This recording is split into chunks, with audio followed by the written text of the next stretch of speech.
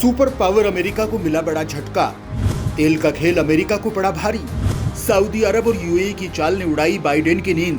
तेल को लेकर अब अपना ही सिर पीट रहा अमेरिका। दोस्तों, दुनिया को अपने तरीके से चलाने की मंशा रखने वाले अमेरिका को अपने सारे पासे उल्टे पड़ने लगे हैं। अमेरिका ने दूसरे देशों को बर्बाद करने की जो चाल चली थी, वही चाल अब उस पर भारी पड़ रही है।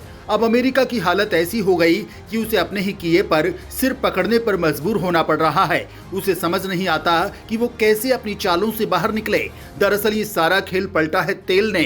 जी हाँ दोस्तों, जिस तेल को लेकर इस वक्त हाहाकार मचा हुआ है, जिसकी बढ़ी कीमतों ने पूरी दुनिया के छक्के छुड़ाए हुए हैं, उस पूरे खेल को अमेरिका ने शुरू किया था। उसने रूस पर प्रतिबंध लगाकर तेल के बाजार को अपने हाथ में लेना चाहा था। उसने सोचा कि रूस पर प्रतिबंध लगाने से वो एक तीर से दो शिकार करेगा। पहला तो वो इन प्रतिबंधों के जरिए रूस की अर्थव्यवस्था को खत्म कर देगा, वहीं दूसरा वो तेल पर अपनी मनमर्जी चलाकर उसके बाजार पर अपना हक जमा लेगा। अमेरिका की दादागिरी बढ़ती देखकर ओपेक देशों ने रूस के साथ मिलकर ऐसी मात दी कि वो चारों खाने चित हो गया। लेकिन दोस्तों, इन देशों की आपसी खींचतान भारत को भारी पड़ने वाली है। भारत में तेल की कीमतों की जिस तरह से आग लगने वाली है, वो यहाँ की जनता को झुलसा देगी। और सब होगा अमेरिका, ओपेक और रूस के बीच चल रही वर्चस्व की लड़ाई की वजह से। लेकिन इन सब के बीच आपसी रिश्तों में काफी बदलाव आने वाला है, जो पूरी दुनिया के नए समीकरणों की कहानी लिखेगा। तो चलिए जानते हैं कि आखिर तेल के इस खेल में क्या होने जा रहा है, कौन इस खेल का विजेता है और किसे मात मिलने वाली है। दोस्तों, ओपेक और इसके सदस्यों ने ऐलान किया कि नवंबर महीने की शुरुआत से तेल के उत्पादन में 2 लाख बैरल तक की कटौती की जाएगी। साल 2020 के बाद ये पहला मौका होगा जब इतने बड़े स्तर पर उत्पादन में कटौती होगी। ओपेक के इस ऐलान के बाद से ही पश्चिमी देश घबराए हुए हैं। ऐसे में तेल की कीमतों में और तेजी आने की संभावना है, जो पहले से ही कम उत्पादन के कारण आसमान छू रही हैं। अमेरिका समेत पश्चिमी देश पहले ही ओपेक देशों से तेल उत्पादन बढ़ाने की मांग कर चुके हैं। अमेरिकी राष्ट्रपति जो बाइडेन इसके लिए सऊदी अरब के दौरे पर गए थे। वे शुरू से ही सऊदी अरब के क्राउन प्रिंस मोहम्मद बिन सलमान के खिलाफ बोलते रहे हैं, लेकिन जरूरत पड़ने पर न केवल उनसे रियाद में मिले, बल्कि उन्होंने उनके साथ द्विपक्षीय वार्ता भी की। हालांकि बाइडेन का ये दौरा एक तरह से फेल हो गया और सऊदी अरब ने तेल उत्पादन बढ़ाने से इनकार कर दिया। तेल उत्पादन में कटौती के फैसले के बाद ओपेक के नेतृत्व वाले सऊदी अरब ने एक स्पष्टीकरण जारी करते हुए कहा कि पश्चिम में बढ़ती ब्याज दरों और कमजोर वैश्विक अर्थव्यवस्था के कारण प्रतिदिन 2 मिलियन बैरल तेल में कटौती करना आवश्यक है। ये कमी दुनिया को आपूर्ति किए जाने वाले तेल का 2% है। तेल के बाजार ने इस ऐलान को ज्यादा गंभीरता से नहीं लिया। माना जा रहा है कि बाजार पर इस ऐलान का असर उतना नहीं होगा जितना अनुमान लगाया जा रहा है, लेकिन अमेरिका और खाड़ी देशों के साथ इस ऐलान का उसके रिश्तों पर खासा असर पड़ने वाला है।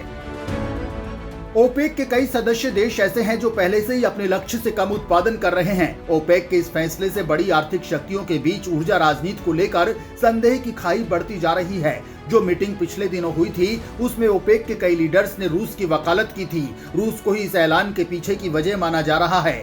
अमेरिका समेत कई देशों का कहना है कि सऊदी अरब और यूएई समेत ओपेक के बाकी सदस्यों का रवैया रूस की तरफ पक्षपात से भरा है और इस दावे में ज्यादा दम नजर नहीं आता। ओपेक देश किसी से भी परहेज नहीं कर रहे।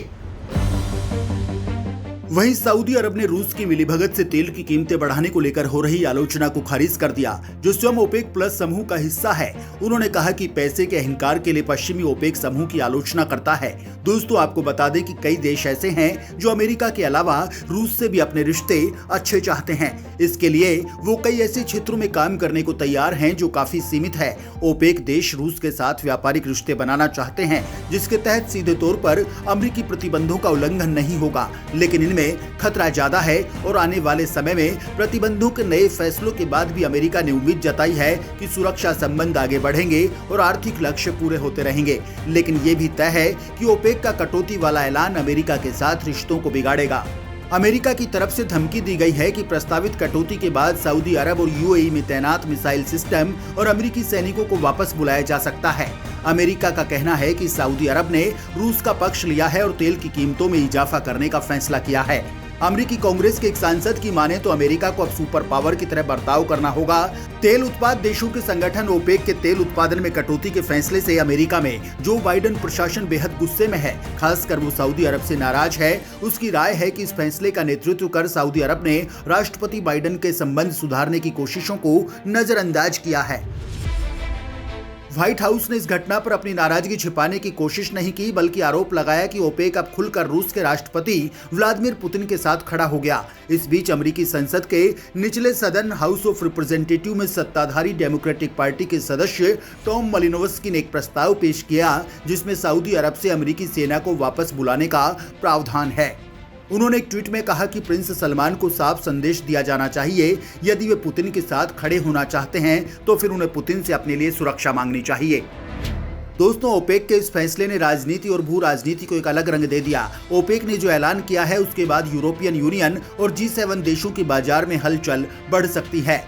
यूरोपियन और G7 देश रूस से आने वाले तेल की कीमतों पर अंकुश लगाना चाहते हैं। कोविड लॉकडाउन, कमजोर उपभोक्ता मांग और प्रॉपर्टी मार्केट की वजह से पहले ही दुनिया की अर्थव्यवस्था बुरे दौर से गुजर रही थी।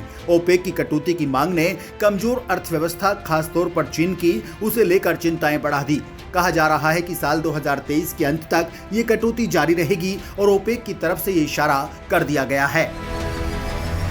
ओपेक पहले मानता था कि एक बढ़ी हुई मांग के बाद अगले साल तक तेल का उत्पादन बढ़ाया जाएगा। चीन में जीरो कोविड नीति की वजह से लगाए गए लॉकडाउन ने सबसे ज्यादा असर डाला है। इसके अलावा रूस भी कहीं न कहीं इसके लिए जिम्मेदार है। ओपेक के कुछ सदस्य देश जैसे यूएई के पास भरपूर उत्पादन है। कुछ गैर ओपेक देश जैसे कि अमेरिका भी आपूर्ति को बढ़ा रहा है, लेकिन इसका झुकाव प्राकृतिक गैस की तरफ ज्यादा है। वहीं बाइडेन प्रशासन रूस के तेल पर मूल्य नियंत्रण लगाने की पैरोकारी भी करता रहा है, ताकि निर्यात से हो रही उसकी आमदनी घटाई जा सके। जबकि ओपेक के ताजा फैसले से रूस को भी अन्य उत्पादक देशों की तरह कम तेल निर्यात कर अधिक आमदनी होगी। तेल उत्पादक देशों के संगठन ओपेक और सहयोगियों द्वारा कच्चे तेल के उत्पादन में बड़ी कटौती की घोषणा के बाद अंतर्राष्ट्रीय स्तर पर तेल की कीमतों में उछाल आया है।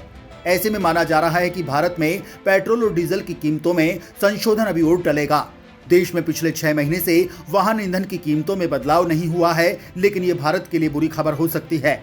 हाल के सप्ताहों में तेल की कीमतों में गिरावट ने भारत को अपने आयात बिल में कटौती करने के साथ साथ पेट्रोल और डीजल की बिक्री पर सार्वजनिक क्षेत्र की पेट्रोलियम कंपनियों को होने वाले नुकसान को सीमित करने में मदद की थी।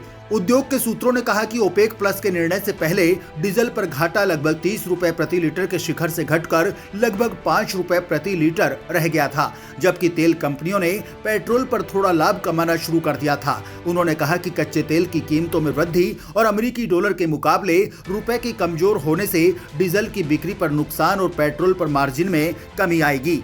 भारत अपनी कच्चे तेल की जरूरतों का 85% आयात करता है और अंतर्राष्ट्रीय तेल की कीमतें सीधे घरेलू मूल्य निर्धारण को निर्धारित करती हैं। अब देखना होगा कि ओपेक देशों के इस फैसले से भारत पर कितना असर पड़ता है।